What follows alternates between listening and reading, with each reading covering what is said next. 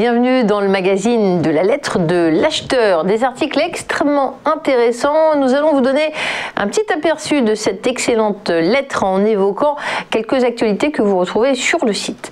Consommation des fruits et légumes en augmentation selon une enquête du CREDOC, le Centre de recherche pour l'étude et l'observation des conditions de vie, publiée en mars sur les comportements alimentaires. On apprend que la consommation de fruits et légumes est en augmentation, et ce après plusieurs années de baisse. Alors le changement se remarque surtout chez les jeunes adultes qui sont davantage concernés par la question de santé et environnementale. Le programme national Nutrition Santé recommande, comme vous le savez, la consommation de 5 fruits et légumes par jour. Et bien ce programme, il a l'air de fonctionner. La crise sanitaire également a modifié les habitudes alimentaires des Français, puisque la végétalisation des repas a gagné du terrain avec le confinement et la mise en place du télétravail. C'est ce qu'atteste l'augmentation des ventes de légumes frais, en conserve et surgelés sur l'année 2020. Selon le CREDOC, toujours, la consommation moyenne depuis 2010, concernant les fruits, est de 13 grammes par jour chez les enfants et de 20 grammes par jour chez les adultes. Pour les légumes, elle est de 3 grammes par jour chez les enfants et de 5 grammes par jour chez les adultes. Autre actualité plus négative, celle-ci, le temps exceptionnellement froid cette semaine pourrait avoir gravement endommagé la superficie betteravière française jusqu'à 10%, ce qui oblige potentiellement les agriculteurs à replanter les champs touchés. Dans son évaluation initiale, le CGB, organisme qui les représente, a estimé qu'entre 10 000 et 40 000 hectares de betteraves à sucre récemment semés avaient subi des pertes massives qui nécessiteraient une replantation. Cet organisme estime que la superficie de betteraves sucrières de cette année, environ 400 000 hectares, déjà environ 6% de moins qu'en 2020 pourrait baisser. Certaines parties de la France ont enregistré des records de température, en effet, en dessous de 0 degré en avril depuis mardi, ce qui incite les producteurs à essayer de protéger les vignobles et les vergers avec des systèmes anti-gel. Le phénomène est sans précédent. Tereos, d'ailleurs le plus grand producteur de sucre de France, a déclaré qu'il évaluait les dommages avec ses coopérateurs, qu'il était en contact avec des fournisseurs de semences. Après ce phénomène inégalé, inédit, les agriculteurs touchés pourraient à nouveau planter de la betterave à sucre, mais cela dépend du coût et de la disponibilité des semences. Je vous invite à lire cet article sur la lettre de l'acheteur. Autre actualité, on parle du café, c'est le matin et j'espère que vous avez pris un bon café. Eh bien, il faut savoir que les prix du café augmentent depuis 5 mois, notamment le Robusta. Le dernier rapport mensuel de l'OIC, Organisation internationale du café, le confirme. Les prix du café se redressent. Ça fait 5 mois que l'indicateur composite de l'OIC augmente, encore plus 0,8%, atteignant 120,36 cents la livre, toute variété confondue. Donc c'est son niveau de prix le plus élevé depuis la campagne 2017-2018. Le café Robusta, celui qui nous intéresse ici, puisque produit en Afrique de l'Ouest, est celui dont le prix a le plus augmenté, plus 0,7%, derrière le Brésil Nature, plus 1,7%. Les stocks certifiés de Robusta dans les entrepôts agréés de London Future Exchange ont grossi de 2% à 2,5 millions de sacs de 60 kg. Ceux de l'Arabica à New York ayant augmenté aussi, mais de 3%, pour totaliser 1,97 milliards. Voilà l'actu sur le café, plein d'autres bonnes idées d'informations sur cette lettre. On se retrouve dans un instant pour une interview avec un responsable de l'agriculture de l'Ariège. Restez avec nous.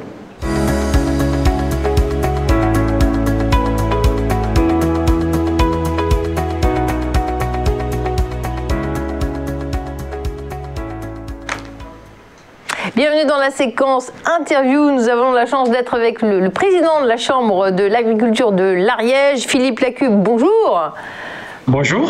Et je vais vite vous donner la parole parce que votre accent est extrêmement chantant. Ça nous évade, nous les Parisiens qui restons confinés. Alors, vous avez fait le choix d'élever des races rustiques. Est-ce que vous pouvez nous dire déjà votre statut à vous? Et puis, que représentez-vous? Combien d'agriculteurs un petit peu dans votre chambre? Alors, moi, je suis donc éleveur en montagne, à la frontière avec l'Andorre, aux confins de l'Andorre, de l'Espagne et de la France. Éleveur transhumant, donc avec une race locale qui s'appelle la Gasconne. Et depuis 30 ans, même avant que ce soit à la mode, nous avions développé les circuits courts et la valorisation, puisque nous avons un restaurant à la ferme et une boutique de produits fermiers sur mon village, voilà, dans cette vallée ariégeoise. Voilà, et un véritable bonheur que de faire ce métier d'agriculteur en montagne. Donc l'Ariège en elle-même, c'est environ 2500 agriculteurs. Et si on prend le massif des Pyrénées, sur 6 départements, avec l'association des chambres d'agriculture des Pyrénées que je préside, nous sommes environ 6000 éleveurs transhumants sur ce massif des Pyrénées. Et alors, ce qui est extrêmement intéressant, c'est qu'il y a une cause qui vous tient à cœur, c'est l'entrepreneuriat rural. On parle beaucoup de l'entrepreneuriat, et on a bien raison, l'entrepreneuriat, je vais y arriver, mais rural, on ne sait pas nécessairement ce qui se passe. Qu'est-ce que vous pouvez nous raconter et le potentiel que ça représente ? Mais dans nos territoires de montagne, l'entrepreneuriat rural, c'est qu'en fait, souvent, nous entrepreneurs, nous ne sommes pas que agriculteurs ou que artisans ou que commerçants. Moi, voyez-vous, je suis un petit peu artisan avec un système de valorisation de découpe, un petit peu commerçant, un petit peu agriculteur, un petit peu accompagnateur en montagne parce que l'été, on amène des groupes voir nos vaches dans ces territoires fantastiques de montagne. Voilà. Et c'est ce petit peu d'activité qui va faire que ça donne un ensemble qui est viable et qu'il ne faut pas forcément enfermer les gens dans un tiroir. Tu es agriculteur, tu es commerçant, tu es artisan, Non, c'est cette multitude d'activités, cette diversification d'activités qui fait que l'entreprise en milieu rural, elle peut exister. Et puis voyez-vous, moi sur mon village, j'ai démarré il y a 30 ans, j'étais tout seul, mais aujourd'hui notre petite entreprise, je crois qu'on est il y a 23 salariés temps plein à l'année, j'y tiens beaucoup, et plus 5 équivalents temps plein saisonniers. Et ça, c'est des gens qui vont mettre leurs enfants à l'école, c'est des gens qui vont aller à la poste, c'est des gens qui vont faire vivre le village et qui permettent de maintenir une vie dans nos territoires les plus reculés. Alors, au sein de l'ACAP, hein, l'association des chambres d'agriculture des Pyrénées, que vous présidez, vous avez édité un livre blanc. Quelles sont vos préconisations aujourd'hui, vos demandes aussi auprès de l'État ? Alors, dans nos territoires, dans des territoires comme les nôtres, l'agriculture, elle vit autour de 2 axes. Le premier, c'est valoriser, être capable d'amener de la valeur ajoutée à ce que nous produisons en allant vers le consommateur, en lui faisant bénéficier de ces produits d'une grande qualité environnementale, gustative, par la vente directe, par des organisations de filières, par des magasins de producteurs, par de la restauration. Ça, c'est une première chose. La deuxième chose, c'est qu'il nous faut une politique agricole commune qui soit à la hauteur de ces enjeux-là. Et en 2015, cette politique agricole commune a permis pour la première fois de reconnaître ces territoires de montagne et de les aider par des aides à l'hectare qui ont permis un rééquilibrage par rapport à mes collègues de plaine ou de coteaux. Et nous, ce que nous souhaitons bien sûr, c'est que cette agriculture de montagne dans cette future PAC, elle ne soit pas oubliée. C'est-à-dire que ces aides à l'hectare continuent à exister et parce qu'en plus, cette agriculture-là, eh bien, elle correspond aux attentes de la société, au bien-être animal, à tout ce qu'aujourd'hui veut le consommateur français et européen. Très bien. J'ai vu que le ministre de l'Agriculture a demandé que le statut de calamité agricole soit reconnu. Il se passe des choses en ce moment. Est-ce que votre région est touchée par les aléas climatiques ? Oui, la région est touchée fortement par les gels qu'il y a eu avant-hier. Alors pas dans nos zones de montagne, parce que bon, qui gèle à cette époque-ci, dans nos zones de montagne, on est habitué. Mais par contre, sur les zones juste un peu plus basses, dans mon département, où il y a une activité de vigne, où il y a une activité d'arboriculture aussi, il y a des gens qui, malheureusement, sont très impactés par les gelées qu'il y a eu dans la nuit précédente. Et vous parliez, je reviens sur le côté de l'avenir des agriculteurs. En général, on dit « Ah oui, mais ce sont des passionnés ». Et la question de la rémunération, elle n'est pas anodine. Hein, tout le monde a besoin de vivre et de pouvoir bien vivre. Est-ce que là, il y a un décalage entre une profession à qui on ne donne pas assez de moyens, qui n'est pas assez reconnue, pour pouvoir vivre de sa passion ? c'est un problème essentiel que vous soulevez. C'est aujourd'hui la capacité que les agriculteurs nous avons à vivre dignement de notre métier et avoir un juste prix, une juste rémunération par rapport à notre métier. Et c'est vraiment une question de prix et en fait qui se traduit en fait par quelques centimes d'euros pour le consommateur. C'est ça qui est terrible. C'est que au milieu il y a toute une chaîne autour de l'agroalimentaire et de la grande distribution qui tire les ficelles, et il faut appeler un chat un chat, et qui n'assure pas une rémunération digne aux producteurs que nous sommes. Alors moi je suis moins concerné parce que je suis dans un système de vente directe, de restaurant qui est le mien, et donc avec un circuit que je maîtrise et qui me permet d'avoir des marges qui permettent de vivre et d'être digne dans mon métier. Mais par contre, sur toutes nos filières longues, légumes, fruits, céréales, viande, etc., aujourd'hui, on a un véritable souci de juste rémunération et de juste prix pour l'agriculture française. Et je pense que si c'est ça, si c'est pas une cause nationale, et je veux le redire, c'est pas pour le consommateur la répercussion, parce que pour le consommateur, c'est quelques centimes d'euros. C'est les gens qui sont aujourd'hui entre les paysans et les consommateurs qui tirent les ficelles. Et ça, c'est juste inacceptable. Et c'est ça qu'il faut comprendre, c'est que la plupart des agriculteurs dans votre région, pour pouvoir faire vivre leur famille, ils sont à la fois agriculteurs, restaurateurs, ils sont polyvalents. Et d'un côté, le modèle de polyvalence, ça peut être fait plaisir, c'est varié dans la vie, mais en vérité, pour vous, vous dites, c'est pas tout à fait normal qu'on soit obligé de ne pas rester concentré sur son métier d'agriculteur, c'est ça ? C'est exactement ça, parce qu'à un moment donné, tout le monde n'est pas à même d'être dans cette polyvalence dont vous parlez.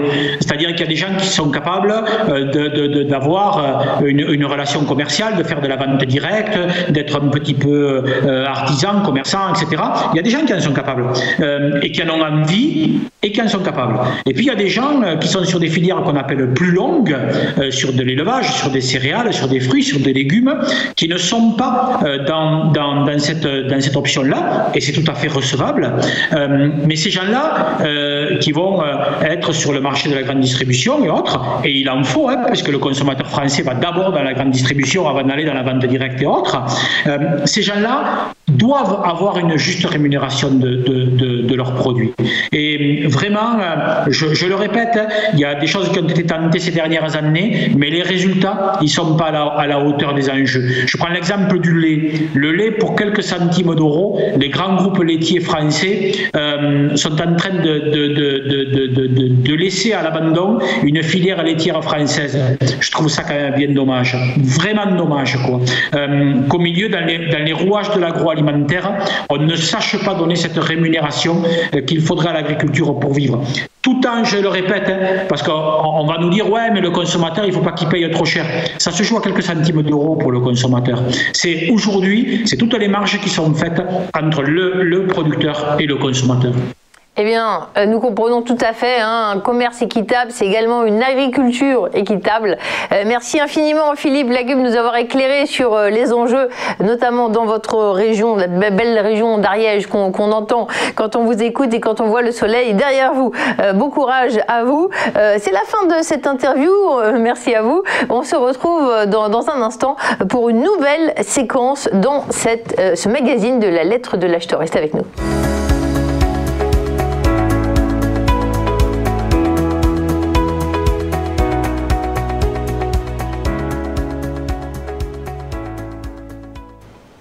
Bonjour à tous, maintenant nous sommes dans la séquence de la commo du jour, et oui, des commodities, c'est ce qui fait le plaisir et le bonheur des marchés négociés sur les matières premières, les produits agricoles. Nous sommes avec un grand spécialiste, Mathieu Driol, analyste de la société Day by Day. Mathieu Driol, bonjour. Bonjour Fabienne. Merci d'être avec nous. Alors, j'aime bien vous parler juste après que vous ayez pris votre bol de céréales, parce que je sais que dedans, vous mettez du maïs. Allez, parlez-nous du maïs, s'il vous plaît. Oui, un maïs qui subit, qui effectue une accélération haussière absolument remarquable depuis maintenant pas loin de 6 mois, depuis l'été 2020. Un mouvement qui a quasiment permis le doublement, tout simplement, entre ce plus bas légèrement au-dessus des 300 et les sommets de la semaine dernière quasiment à 600. C'est un mouvement très spectaculaire et tellement spectaculaire qu'il convient surtout d'essayer de ne pas sortir trop tôt. Ce type de tendance a une faculté de se relancer de nombreuses fois et de ne s'arrêter qu'une seule. Il faut donc essayer de tenir un maximum ses positions. Alors c'est pas simple, hein. On voit par exemple au cours de ces dernières semaines, eh bien on essayait, en tout cas le cours du maïs donnait des petits signaux de ralentissement et il a défini un support à 529,25 qu'il a travaillé, en témoignent les nombreuses mèches au-dessus de ce niveau. Et puis la tendance a été plus forte, le courant acheteur s'est relancé et les cours repartent de l'avant et marquent des nouveaux plus hauts en clôture. Alors, clôture à la fin de la semaine, bien sûr. Donc les prochaines résistances sont à 610 et 674. Les niveaux qu'il faut surveiller à très court terme, c'est 529,25. Sur un niveau un peu plus fort, on va dire c'est 492,50. La problématique ici, c'est effectivement que vu l'impulsion haussière que l'on a sur cette céréale, eh bien on ne sait pas ce que pourra donner la future correction, la future consolidation. Pourquoi ? Parce que les cours ont à peine pris le temps de construire des soutiens intermédiaires. Et on a deux façons de consolider une telle impulsion. Soit c'est un mouvement correctif très rapide, très violent, mais qui ne dure pas dans le temps. Par contre, il peut être profond. Soit il faut digérer la phase d'impulsion. Et là, ça peut être beaucoup plus long, certes avec moins d'amplitude, mais qui durera plus longtemps. Pour l'instant, impossible de trancher entre ces deux scénarios. On n'a pas de figure de retournement, on a un surachat manifeste après une telle impulsion, ça c'est clair, mais aucun signe de faiblesse de cette dynamique qu'il convient donc de respecter très nettement. Elle devrait se prolonger tout simplement dans les semaines et les mois à venir. Alors on passe au sucre. Alors je sais que des sucres, il y en a plusieurs. J'ai choisi le sucre numéro 11. Oui, le sucre donc a lui aussi effectué une franche impulsion haussière avant le début de l'été, puis après ce petit excès sous le support de long terme 9,91, ce qui lui a permis de franchir en début d'année la résistance majeure à 15,48. C'est un niveau très important. Vous voyez, il date de 2018, il avait déjà été testé début 2020. À chaque fois, il avait limiter la capacité du sucre à accélérer à la hausse. A priori, avec le débordement et le nouveau plus haut, eh bien, on n'est plus tout à fait dans cette optique. On est sur le déclenchement d'une figure de consolidation de plat de moyen long terme. Et actuellement, après avoir testé la résistance à 18,53, le sucre numéro 11 effectue une correction. Il revient maintenant à proximité de la zone de support qui nous intéresse. C'est le 38% de retracement de l'ensemble de l'impulsion haussière. C'est une zone de creux assez net vers 13,94.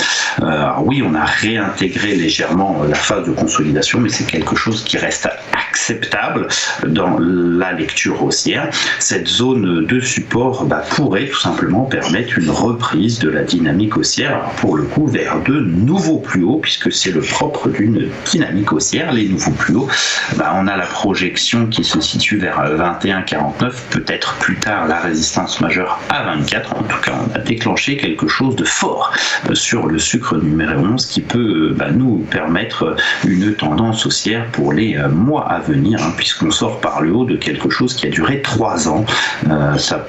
Il peut y avoir des consolidations intermédiaires, ça c'est loin d'être anormal, mais c'est vraiment cette sortie de consolidation qui est l'élément technique dominant sur le sucre numéro 11.